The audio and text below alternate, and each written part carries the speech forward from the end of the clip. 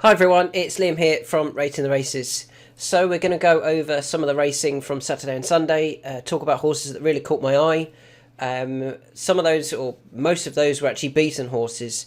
It's quite predictable to go and just find every winner and say, oh, they're interesting going forward. I like to look for those that were beaten, maybe find reasons why they were beaten or some eye catchers. So we'll start off with the Brocklesby, which was won by Doddy's Impact, which was obviously a great result for connections and the charity. Excellent and delighted for all involved. Who was interesting? Well, Robin Brisland won the race with Doddy's Impact. I think he also had the eye catcher of the race, and that was Regal Fighter. This 5 furlong, I think the reason he went off 50 to 1 and, was way out the back and then ran on was because he doesn't want 5 furlongs. I think he's a 7, 8 furlong. When he gets up to 7, 8 furlongs, Regal Fighter could be very interesting. Go back and watch the race and watch how much ground he makes up from a long way back to finish 8th. Very, very interesting going forward, I think. Regal Fighter. So we'll see where he comes out next. Second race I want to talk about is the Spring Mile, where we found out about the course bias or the track bias, and those drawn low. Yeah, you definitely didn't want to be low, did you? I mean, if we have a look, we can see Isla K down here went off 9 to 2 favourite. We'd obviously selected him at 7s. He went off the 9 to 2 favourite and finished 18th, drawn in 1. Interesting, look at that. Look at those draws there. 1, 3, 2 and 5 were all over that side. 18th, 19th, 20th and 21st. And you could say, yeah, but they didn't have a chance. Well, they did. They were the 9 to 2, 6 to 1 and 17 to 2 shots. Yeah, there was a 66 to 1 shot in there as well. All really disappointing. What does that mean? Going forward, though, that's very interesting. So, going forward, they're likely to be dropped in the handicap tomorrow. Keep an eye out for their marks. The fact that they were a short price suggests they had a big chance. They were just drawn on the wrong side and it all went wrong for them. When they get the right draw, they'll definitely be interesting. And Isla K is still one I'm very keen on. He will find a race soon on better going. And yeah, if he can get into this grade on better going, I would still be very, very confident on a big run for Isla K. We are now going to have another duck egg or another 0 next to his form, so he might be a bigger price next time. So yeah, Isla K is still one I'm interested in. And for some of the tipsters, I saw a few tipsters tip up this dirty old town, and he disappointed, but he's likely to drop in the handicap and he might end up in a lower race. Now, one of the things that really annoys me is when tipsters are clearly being told they can only tip in certain races. Why that annoys me is it demonstrates that they're not actually doing everything in their power to find you winners. That's what I try and do. I don't care what type of race it's in. If it's in a class 5 or a class 6. A prime example of this, on Saturday at 2:45 at Utox, there was a horse called Mexico, dropped into a novice hurdle after running in a handicap at Sandown. There was a few tipsters that had tipped him up previously, didn't tip him up in this race. An easier race than what he'd run in last time. It was either the Imperial Cup or it might have been a grade 3 handicap, the novices handicap hurdle, I think it was. Why didn't they tip him up in this race? Because they're not advised to tip in low class races. They're told what races to tip in, so it does hinder their selection process, but it also means they're likely to come up with some selections that they don't actually like, but they've had to find one in that race. And that's why these tipsters that are the big name tipsters who work for the bookies aren't always reliable. Anyway, back to the Spring Mile. So yeah, I'm keen on Isla K going forward. But there's also one other that I think is worth talking about, and that's Warning Sign. You can see he finished 10th, and yet he was drawn in 4, and he actually stayed over that far side with them. Now, you can see he's only had the 2 runs for Gary Moore. Very lightly raced.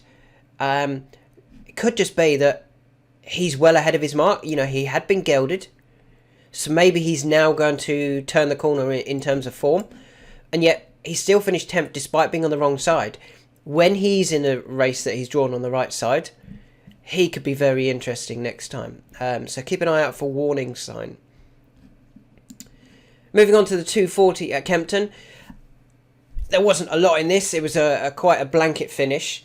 The one who was kind of interesting, I guess, was Al Marmar, who wasn't beaten that far, despite the jockey losing his irons quite early on.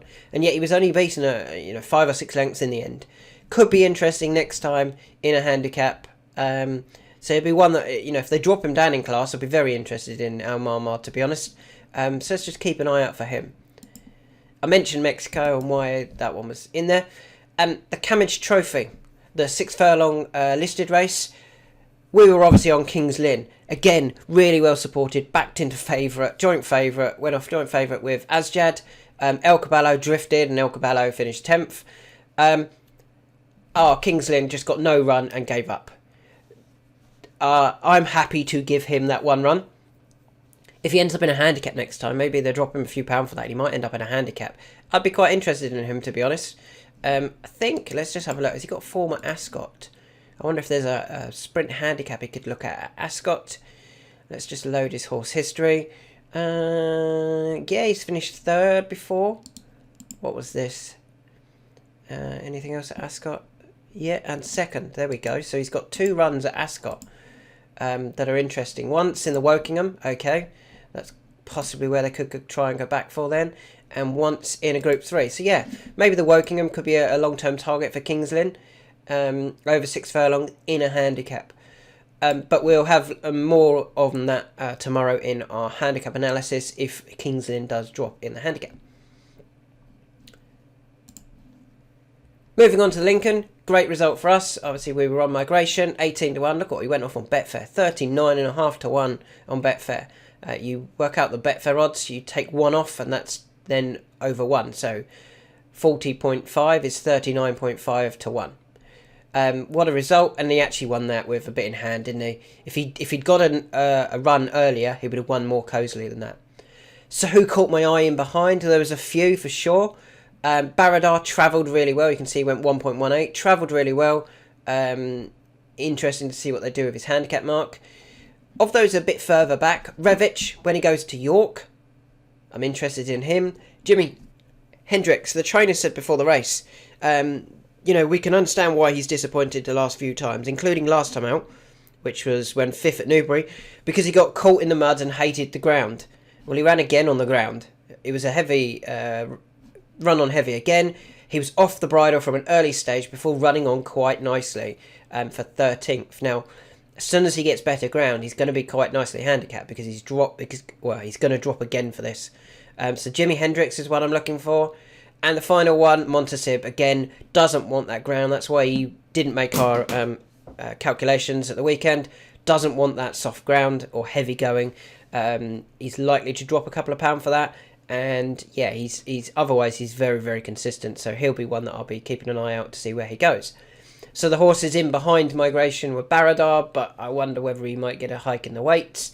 Revich for York, Jimi Hendrix on Better Going, and Montasib on Better Going. At the Potemps Maiden, Potemps Network Maiden, yeah, I'll be keeping an eye out to see where Colton runs next. Ran on quite nicely at the end. Wasn't the biggest eye catcher, but if they find a low class maiden for him, it could be interesting. On to Sunday, and it was great to see El Rio win. Obviously, we'd highlighted El Rio as being one that was very unlucky when he fell. He was going to beat Rambo T.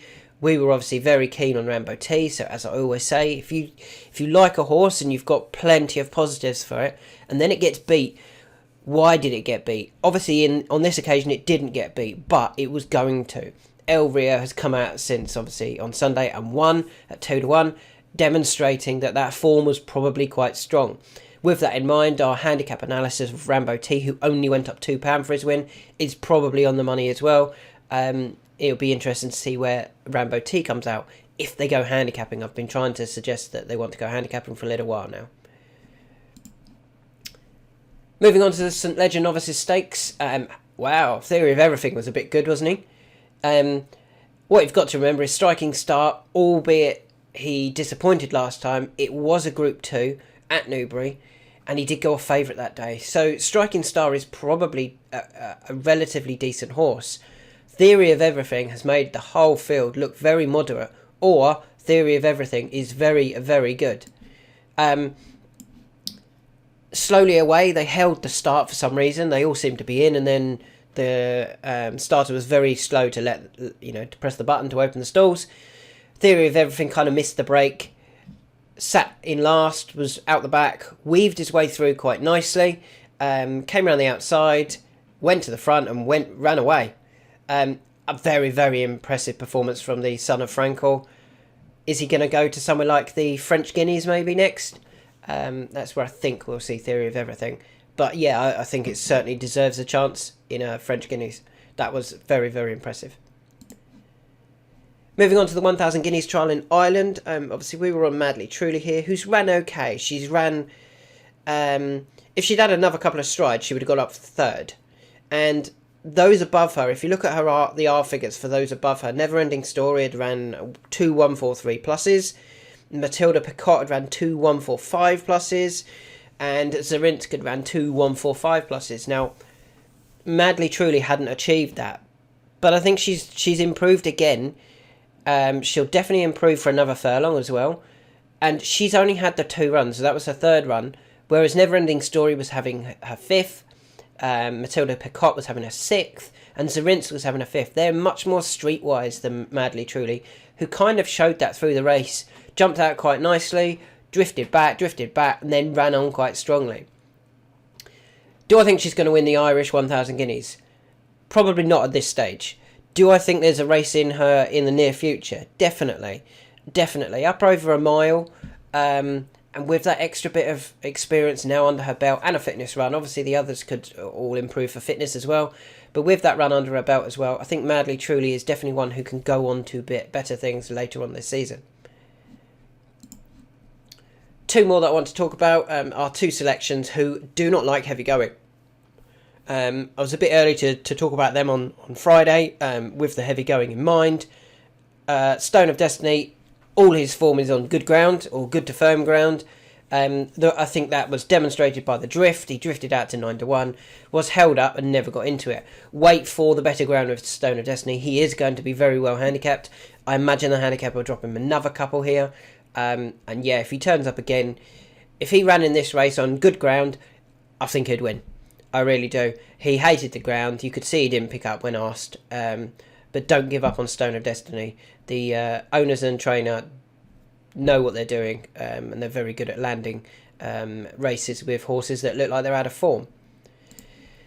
And the final one, similar story here. 50 ball, ran well for 5th, got really well backed actually. When it was opened at 12s, ended up going off 17-2. Did go as short as 6s during the day. But again, doesn't want that ground. It says good to soft. I think it was softer than that. I think it was soft, good to soft in places. Doesn't want that ground. He wants, good ground at worst probably. As soon as he gets there, he is going to go close. He travelled fine, just didn't pick up again, which is the case with him when he's running on soft ground. He doesn't quite get home. So don't give up on 50 ball. I know we could be chasing our tail here or chasing a horse that isn't actually going to win again anytime soon. I think he will. Sometimes I don't mind backing a horse 3-4 times, because if you then get a win at, say, 14-1, you're plus 10 for the horse. There's nothing wrong with that. I'm more than happy to give him another chance, hopefully on better going. There is that race, obviously, that I've mentioned at Ascot next season. I think it's in October. If he turned up there on good ground, I'd be very, very interested in him, to be honest. There's a few there that I'm interested in. Let's just go through them again. Quick recap. Regal Fighter, when he goes up in trip.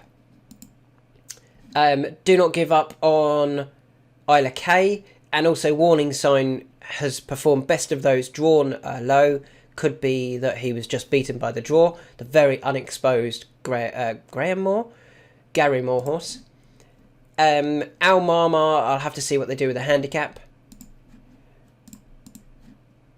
Don't give up on King's Lynn. Just got a terrible run.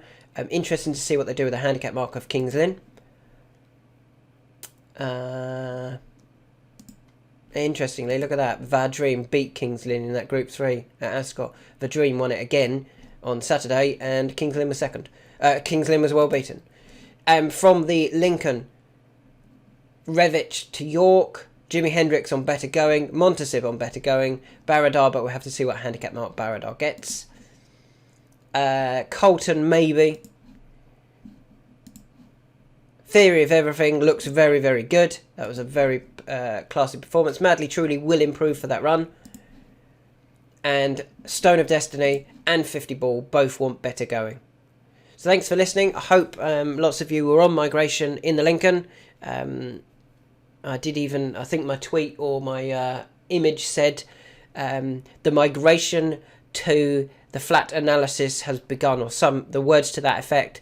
I mean, I told you it was migration in the video with that picture. That was just a clever play on words, I thought. So anyway, there'll be a few more videos later this week. Obviously, we've got the Irish National coming up soon. We've also got the English National in a couple of weeks. And the Scottish National as well. So lots to look forward to. And then hopefully back to the flat. There are a couple that I'm interested in for the Queen's Cup on Saturday at Musselburgh, I think it is. But we'll have to wait nearer the time to see if those are declared. Thanks for listening and have a great week.